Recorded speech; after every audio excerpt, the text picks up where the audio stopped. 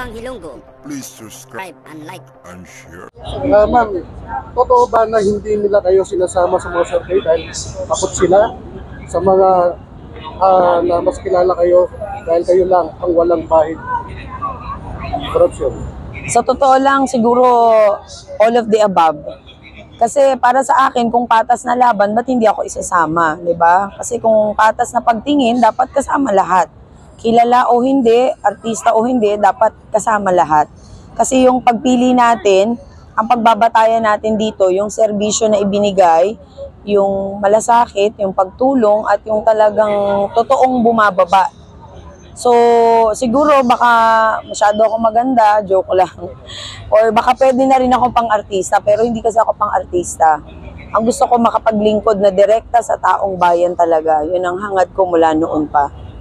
Pero ma'am, ano yung feelings mo na despite sa pagmamahal nyo sa mga senior dito sa Luzon ng Maynila, ginagaya ng iba, pero hindi nila magaya-gaya?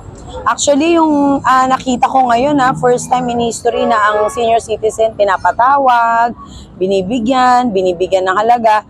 Yung ginawa ko for the longest time, para sa akin, successful siya. Dahil nakita natin yung naging outcome. Ibig sabihin, maganda yung naging resulta ng paghihirap natin dahil niyakap nila ang mga senior citizen.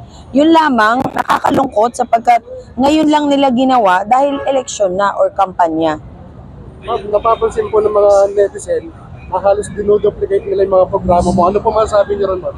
Ay, very good. Ang galing yung gumaya. Sana gayahin nyo rin yung damdamin ko. Okay lang gumaya basta para sa kabutihan.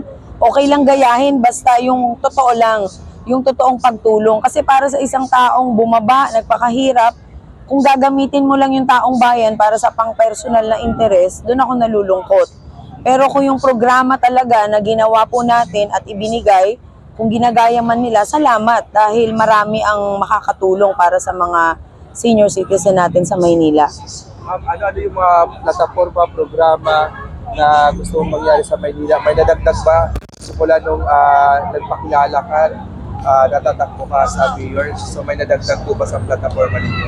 Actually, marami talagang naidagdag Bukod dun sa pangalagaan yung lupain sa Maynila, malagyan ng titulo, direktang pangkabuhayan sa taong bayan, hindi magkapartido, kailangan tulungan. Gusto kong mabalik yung bayanihan spirit, yung 2,000 kada buwan ng mga senior citizen. Bukod doon, maglalagay ako ng agarang recreational center para sa mga senior citizen para may sarili na silang lugar, pati yung mga kabataan, para may sarili na silang pupuntahan kapag gusto nila ng mga activities. And bukod po doon, yung budget na nawala sa barangay na nabawasan, babalik po natin at dadagdagan pa. Hindi lamang dadagdagan kung hindi bibigyan nating pansin yung mga naglilingkod sa barangay, katulad ng Barangay Tanod, Barangay Lupon, yung tagalinis sa barangay na sila ay magkaroon ng dagdag benepisyo at allowance. At syempre, maglalaan tayo ng malaking budget para sa edukasyon ng mga kabataan sa Maynila na kung saan gusto kong masiguro na mabigyan ng pantay-pantay na karapatan ang mga bata na makapag-aral at makapagtapos.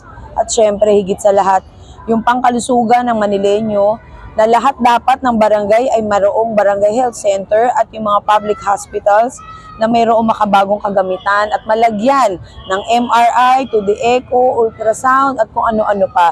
At yung libreng laboratory para sa ating mga senior citizen.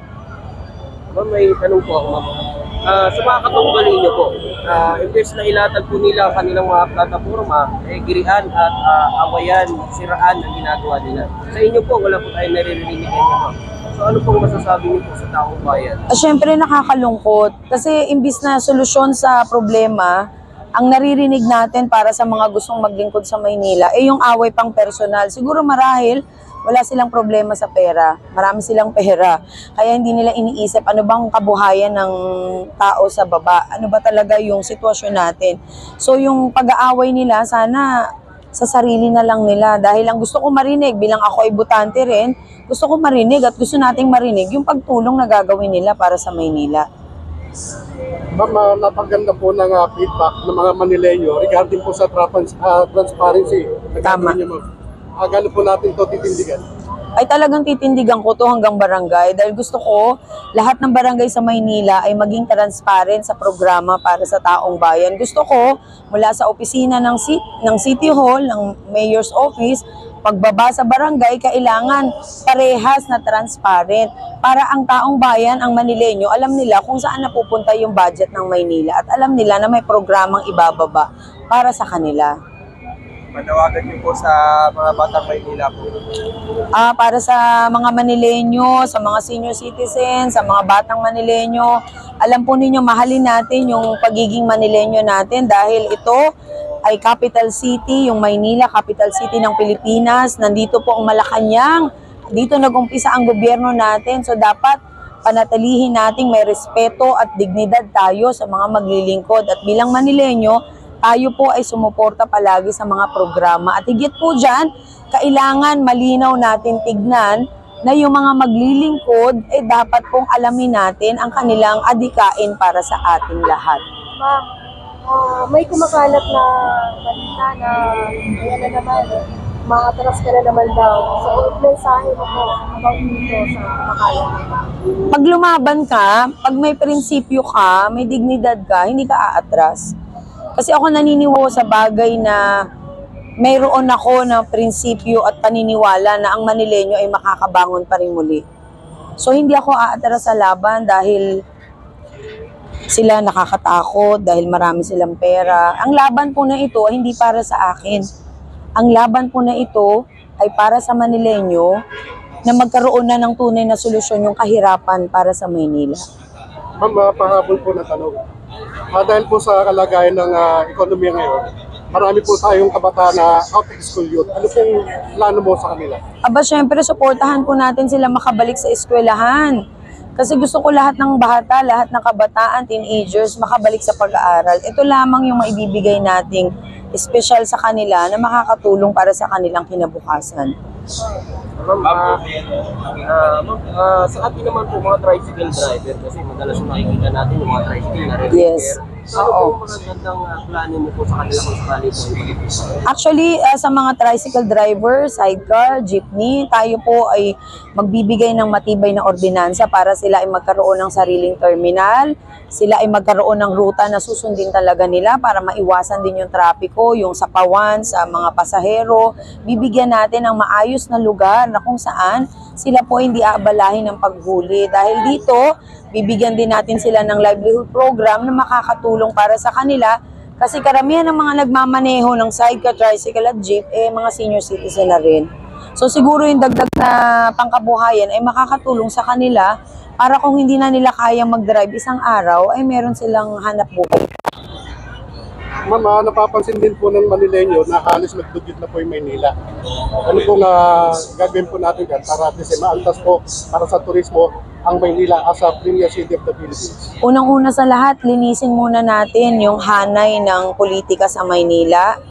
Linisin natin yung mga programa na dapat malaman ng taong bayan, lalo na yung budget. At the same time, gusto kong malinisan talaga yung buong Maynila, maiayos, mailagay yung mga vendor sa ayos na lugar, na kung saan yung sentro talaga, na makakapagtinda sila na hindi na kailangan singilin, ay bigay natin. Ang mga vendors, ang hirap din ng buhay nila everyday, maliit na kita lamang. So siguro sa paglilingkod ko, ibibigay ko talaga yung totoong pagtulong para makatulong tayo sa kanila dahil sila din ang makakatulong sa sarili nila na maiangat nila yung kanilang antas sa buhay. At the same time, gusto ko talaga na makita yung pangkabuhayan at trabaho na maipapagkaloob natin sa bawat Manileño para sa Maynila. May pahabol ako tanong bilang isang loyalista o kilalang loyalista na talagang bukal sa pagtatanggol kay Pangulong Bongbong Marcos. Ngayon po ay sa iyong katunggali